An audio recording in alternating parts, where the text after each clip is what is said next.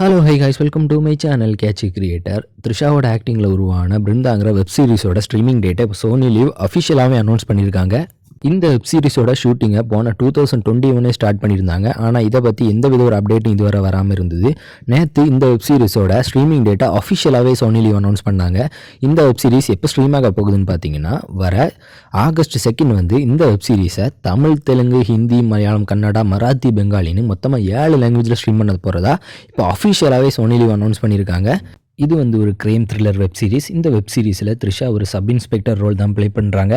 இந்த வெப் சீரிஸோட ட்ரெய்லரை பார்க்க ரொம்ப இன்ட்ரெஸ்டிங்காக தான் இருக்குது. இன்னும் இது மாதிரி நிறைய ஓடிடி மூவிஸ் அப்டேட் வேணும்னா மறக்காம சேனலை சப்ஸ்கிரைப் பண்ணிவிடுங்க.